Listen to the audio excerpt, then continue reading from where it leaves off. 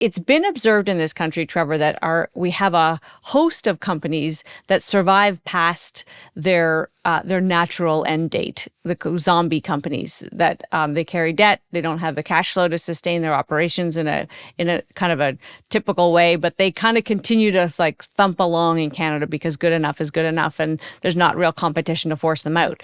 Is there kind of a reality that we won't see politicians trumpet, that what we're talking about here are competition forces that will make businesses go bankrupt? Some people will lose their jobs, and that will be good for the economy. Yes, no question. There will be firms that go bankrupt if we increase internal trade liberalization, but there will be other firms that grow larger and become more prosperous and serve a larger market and increase their employment.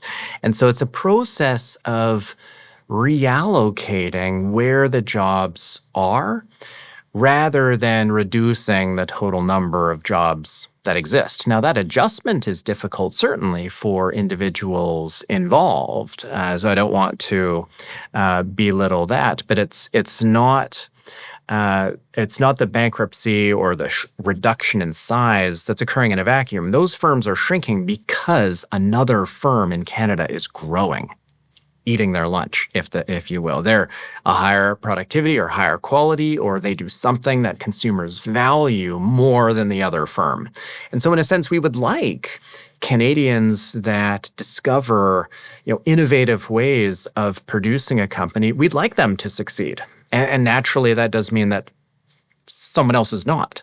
That's the nature of competition, and ultimately is the reason for the prosperity that we have enjoyed and have seen increase over the past many decades. And so for governments, of course, there's challenges in managing that, but we should think of the role of government here not as trying to prevent the competition itself and the creative destruction that occurs in that process, but in a targeted way, helping facilitate the adjustment, through education and training, especially for younger workers, that's quite relevant.